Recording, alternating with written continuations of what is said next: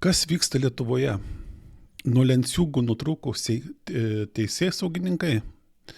Mes visi darėme tokią prielaidą, kad politikų yra viskas kontroliuojama. Tarnybų vadai paskirti save ir jie net piršto nepajudins tol, kol negaus komandos. O čia šventas, tai pavadinkime, partijas palietė. Tai kodėl taip atsitiko? Kokios yra priežastys? Galimos priežastys. Tai gal yra tai, kad jiems paprasčiausiai kažkas nurodė, kad reikia būtent tirti ir reikia būtent traukti atsakomybėn šitos asmenės ir šitas politinės partijas. Lietuvoje tokių pavyzdžių jau buvo. Gal tiesiog labai daug medžiagos prisirinko iki teisminiam tyrime. Juk buvo atliktas tyrimas ir matyt, kada atliko, tai klausėsi telefoninių pokalbių, susirašinėjimų, susitikimus, fiksavo, kas su kuo, be abejo praėjo ir šitie partijų pirmininkas ir kitos partijos gana toksai įtakingas atstovas.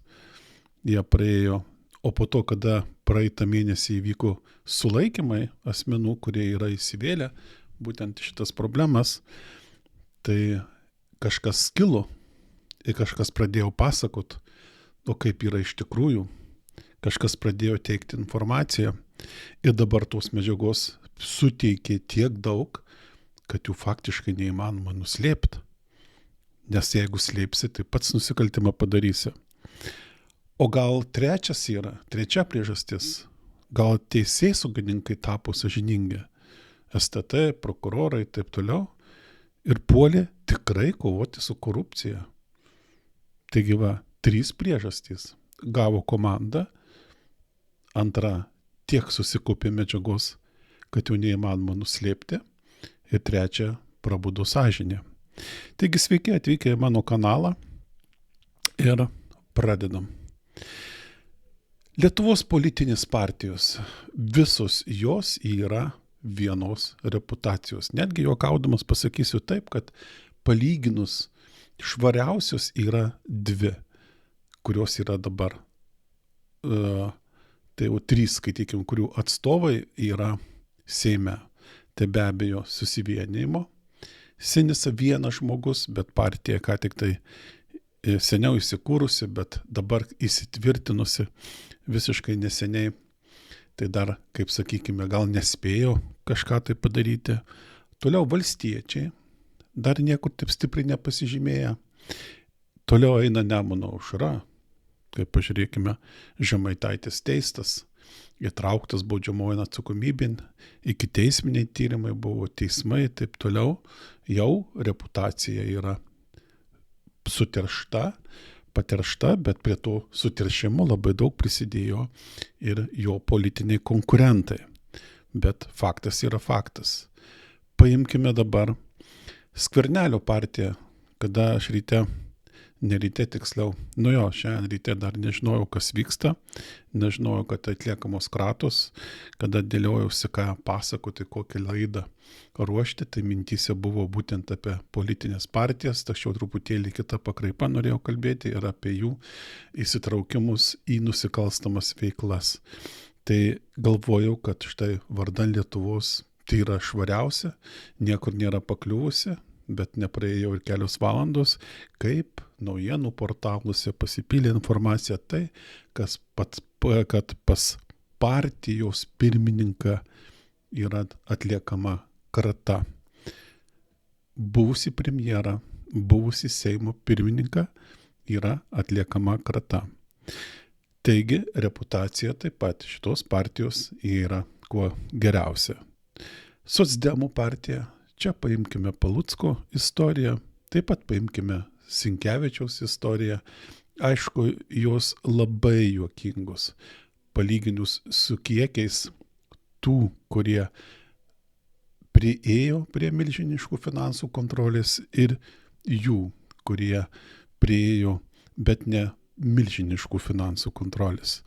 Taigi, tačiau jie taip pat turi problemų ir visuomenė skaitė ir matė, ir iki teisminiai pradėti, nuteisimai, kaip dėl Sinkevičiaus ir taip toliau dėl Palucko, istorija vis dar tęsiasi. Darbo partija. Darbo partija yra kaip partija politinė nusikalstama, pripažinta nusikalstama ir nuteista ir įskirta virš 300 000 bauda, kurią turi sumokėti. 2 kartus jinai buvo pripažinta nusikalstama. Tai kada Uspaskicho laikais ir kada buvo juodoji buhalterija, kada tvarkė tuos milijonus, velniai žino, iš kur gautus neoficialiai. Ir antra, kada buvo susiję su MG Baltico byla. Liberalų partija irgi nusikalstama partija. Jinai dėl jos vadovų, pagrindinių vadovų kyšininkavimo, jinai buvo nuteista ir jai skirta bauda virš 300 000, beveik 400 000, kuriuos jinai turi sumokėti. Nežinau, gal sumokėjo, gal nesumokėjo, bet faktas lieka faktu. Ir toliau einam prie konservatorių partijos. Čia tikriausiai reikėtų iškelti šitą partiją į pirmą vietą.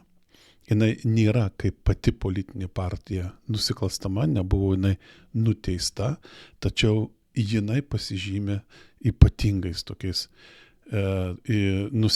ypatingomis nusikalstamomis veikomis.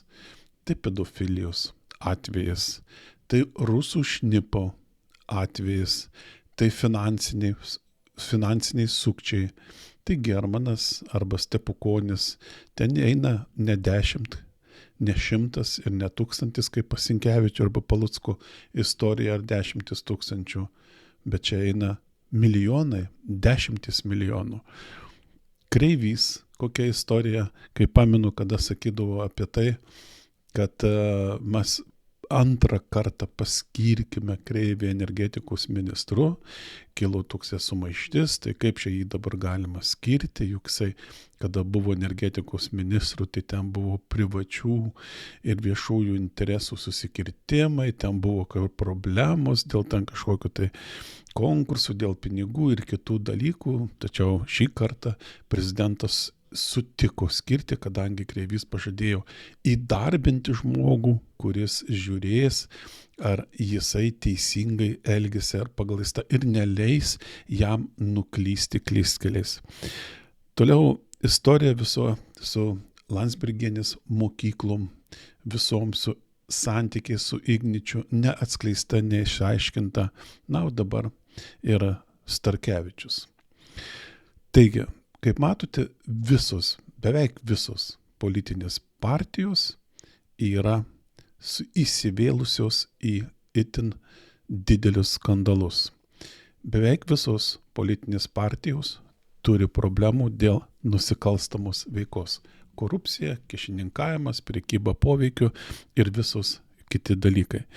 Kokios priežastys yra šio nuosmukio? Tai yra labai rimtas nuosmukis.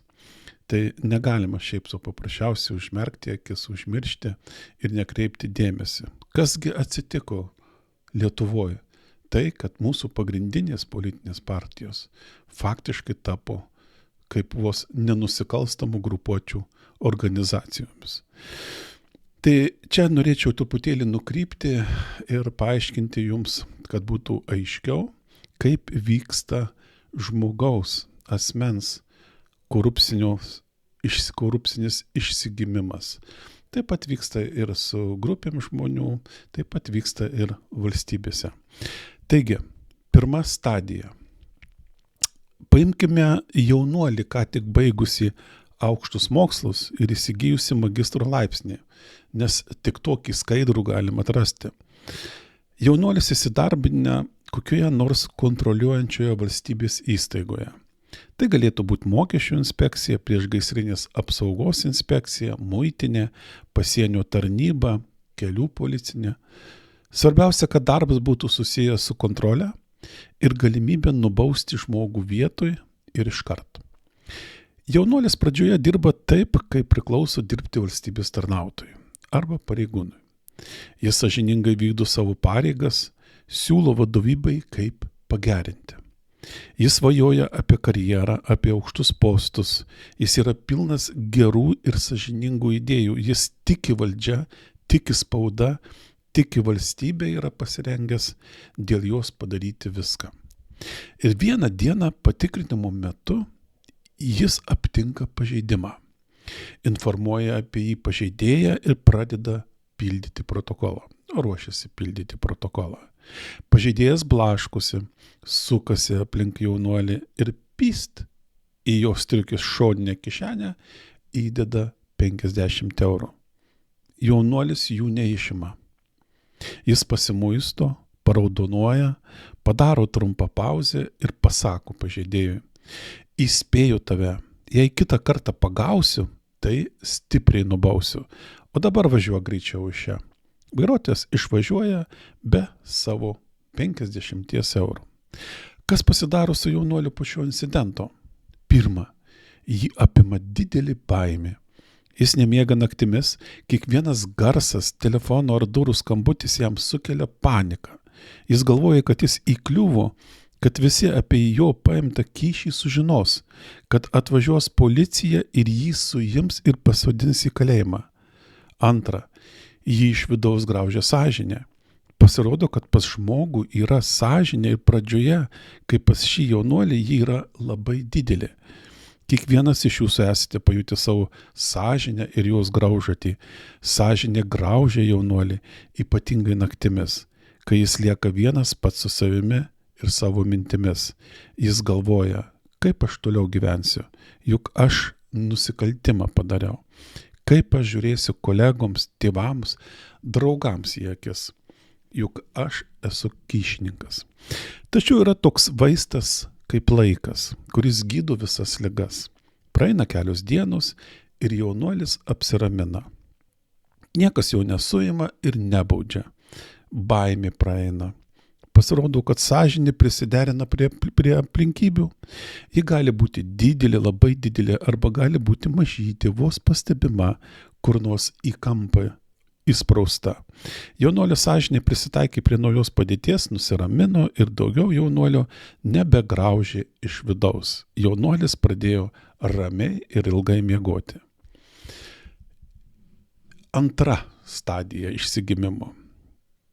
Tai yra aukštesnis lygis. Jaunuolis pradėjo nuolat gauti papildomas pajamas. Jam pažeidėjas deda į kišenę ir jis ramiai miega. Jaunuolis įtraukė šias papildomas pajamas į mėnesinės pajamas. Jis pradėjo skaičiuoti, kągi gali nusipirkti už šios gaunamus pinigus. Atlyginimo gaunu 1100 eurų. Prie jų pridedu dar 500 eurų kišių. Gaunu 1600. Reiškiasi, galiu nusipirkti įsimokėtinai automobilį. Pajamos gautos už kišius padengs paskolos įmokas. Kaip sugalvojo, taip ir padarė. Jaunuolis patenkintas, dirba ir toliau gyvena. Ir vieną kartą netikėtai pažeidėjas neįdėjo jam į kišenę pinigų, o pasakė: rašyk tą savo protokolą, aš tau kyšio nemokėsiu. Ir kas pasidarė su jaunuoliu? Pradžioje jis pasimetė. Vėliau jį papėmė didelis pyktis. Matai, koks šiknius, mokėti nenori. Iškilo didelė grėsmė jaunuolio pajamoms. Kaip jis dabar išsipirks automobilį? Jaunuolis vėl nemiega naktimis. Akys į lubas įbestos, smegenys sukasi ir po kelių dienų jos atranda sprendimą. Reikia nelaukti, kol tau įdės. Reikia juos šiknius priversti duoti. Jis sugalvoja įvairių būdų, kaip pažeidėją priversti duoti kyšį.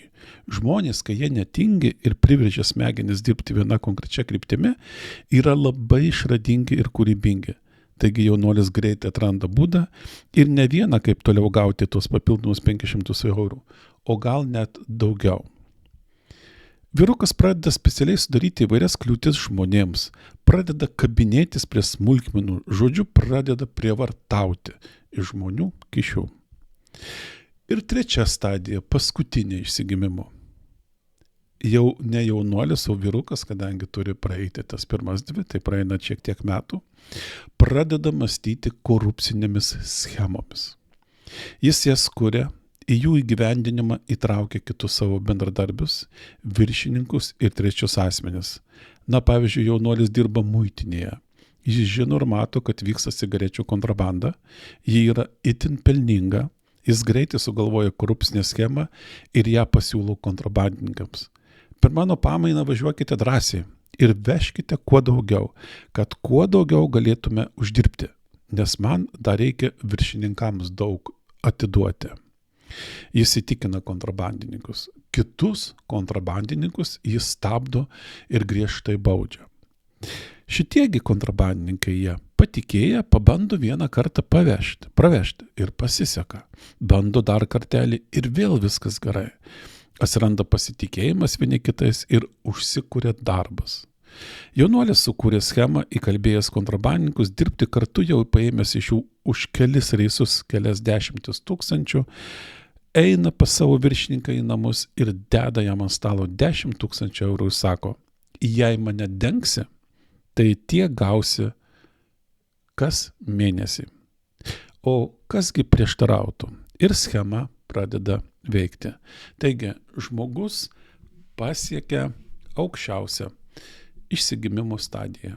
Jisai mąsto schemomis. Jisai stengiasi dirbti ar įsidarbinti tose vietose, kur galima prieiti prie milžiniškų pinigų. Ir tuos pinigus valdyti, kontroliuoti, o dalį tų pinigų nukreipti savo į kišenę. Taip veikia iškrypęs žmogus. Jisai didžiuojasi tuo ir jisai skaito ir laiko kitus žmonės paprasčiausiai avinais, nesugebančiais dirbti ir užsidirbti, nesugebančiais taip gyventi, kaip gyvena jisai. Tai jau yra iškrypusio, išsigimusio korupcionieriaus mąstymo logika.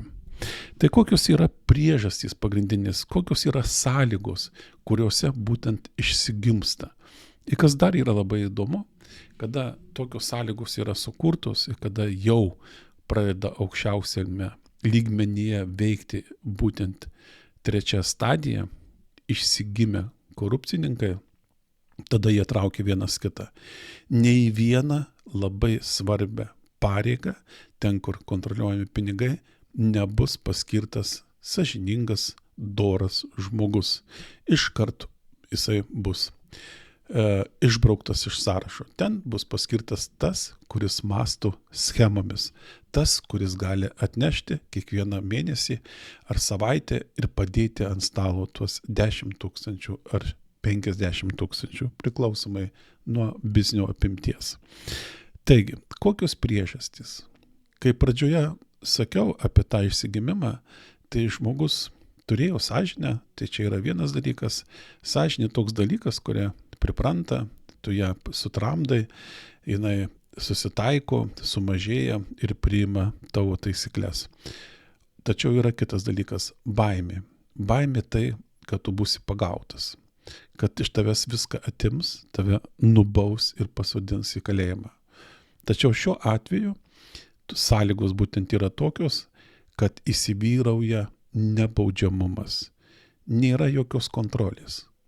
Ir nebijo, kad ta kontrolė bus.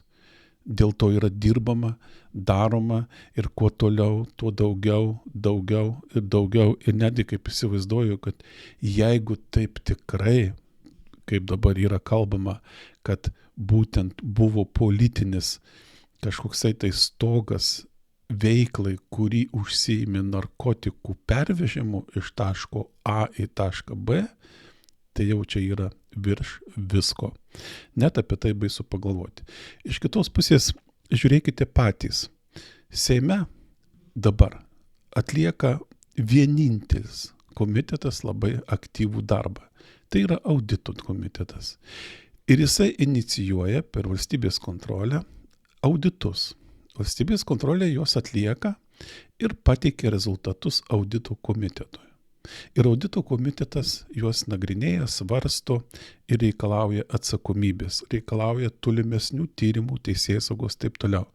Ir pasižiūrėkite, kas darosi. juk visi sutinka tai, kad įstatymų pažeidimai padaryti. O kai kuriuose vietose kaip energetikos, tai ten jau yra netgi 10 milijonų. Nesakau, kad iššvaistyti, galimai iššvaistyti, tam turi būti atliktas tarnybų patikrinimas ir tyrimas, kad pasakyti ir teismo, aišku, išvada. Tačiau pažiūrėkite, kas vyksta. Vyksta ne tai reikalavimas išsiaiškinti tuos pažeidimus, nustatyti kaltus asmenis, pareikalauti iš jų atlyginti žalą ir imtis priemonių tam, kad ateityje nepasikartotų šitie pažeidimai. Ne, vyksta atvirkščias variantas. Ir tas atvirkščias variantas yra tai, kad gina, saugo tuos, kurie tuos įstatymus galimai pažeidinėja. O tuos, kurie nori išsiaiškinti, nori, kad būtų įsivyrautų teisybė, nori, kad nebūtų švaistomi pinigai, nori, kad būtų viskas daroma sąžiningai, skaidriai, jie yra puolami. Tai tada klausimas, o ko jūs norit? Jeigu jūs būtent taip elgiatės, jeigu jūs reikalaujat, kad būtų išsiaiškinti nusikaltimai, įstatymų pažeidimai, pinigų iššvaistimo atveju, gal netgi vagysčių, bet jūs kaip tik ginate tuos asmenis, o puolate tuos, kurie bando aiškintis. Ir čia yra didžiausia problema.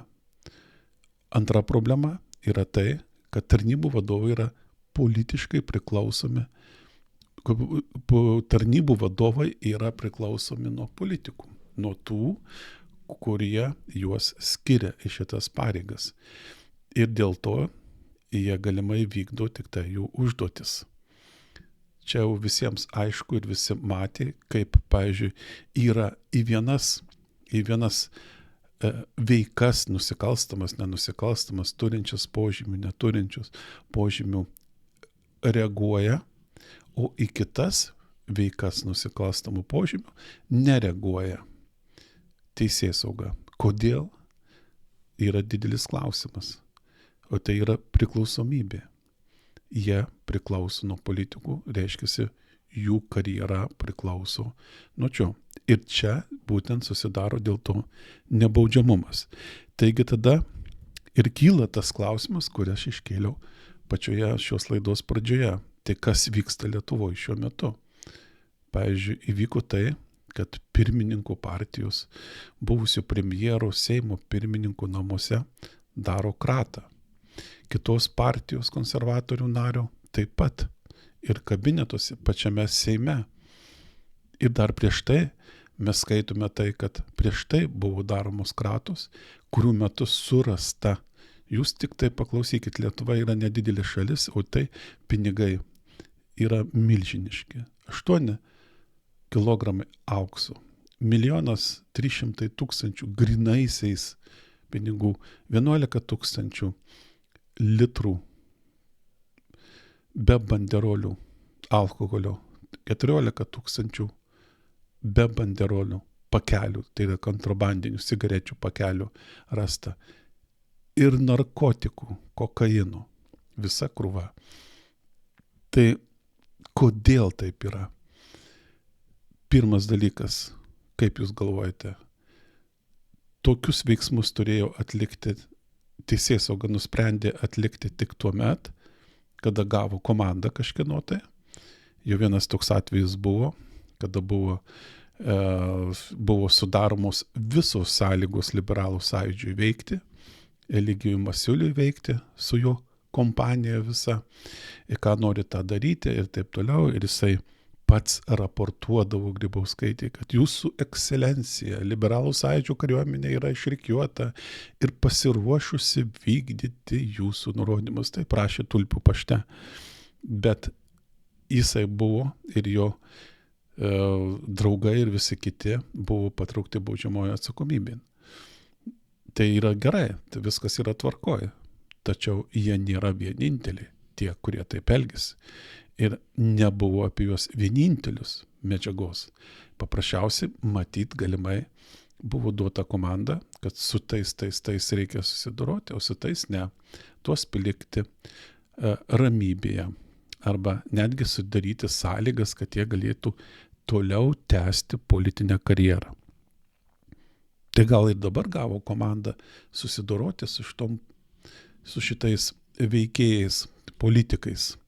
O gal buvo tikslas kažkieno tai, čia irgi aš visokias versijas keliu ir galbūt iš fantazijos ryties, bet versijos tam ir yra, kad mes jas keltume, kadangi mes neturime jokios informacijos dabar ir negalima nagrinėti, bet mes galime kelti versijas.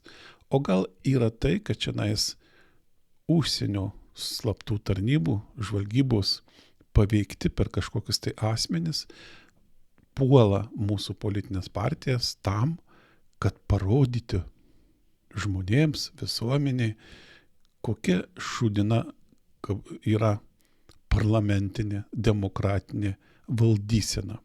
Autokratija, va štai viskas yra, o demokratija, vakarų demokratija yra niekam tikusi. Aš abejoju šitą versiją, be abejo labai stipriai, bet ją išsakau, nes jinai, kaip ir kiekviena kita, gali egzistuoti. Tai va, tai čia viena priežastis. Antra, galbūt prabudo sąžinė pareigūnams ir jie nusprendė kovoti prieš korupciją. Labai sunku patikėti, nors tikrai didesnė dalis šitose tarnybose dirba protingų, sąžiningų ir dorų pareigūnų. Tačiau jiems yra surištos rankos ir jie negali iki galo atlikti visų tyrimų, realizuoti juos ir patraukti baudžiamą atsakomybėn. Trečias dalykas, tai yra tai, kad matyt tyrimo metu, kuris jau vyksta daugiau negu mėnesis, yra surinkta tiek daug informacijos, kad nuslėpti šitų politikų buvo neįmanoma. Ir tos informacijos išimti, ištrinti, neįvertinti jos taip pat jau tapo neįmanoma. Todėl ir reikėjo atlikti šitos veiksmus. Na, pagal visą logiką toliau turėtų būti taip, kad apklaus vieną kartą, kitą kartą, ir po to praeis daug metų ir niekas nieko nesibaigs. Aš turiu omeny politikams. Ir taip toliau. Taigi va, 3 versijos, kokią norit, tokią versiją ir jūs savo priimkint, pasižiūrėsim, kurį jinai pasitikrins. Bet pabaigai noriu pasakyti tik tiek, kad iš tikrųjų yra džiugu girdėti tai, kad yra atliekami tokio aukšto lygio tyrimai, kad yra išaiškinami tokie nusikaltimai, kokie yra dabar. Kaip ten bebūtų, kaip ten byla besibaigtų, bet smūgis šitai sistemai, korupciniai sistemai jau suduotas gana stiprus. Ir tai didelis dėkui mūsų teisėsaugininkams. Ir ačiū ir iki kito karto. Ypatingai ačiū tiems, kurie prenumeruojat mano kanalą. Iki.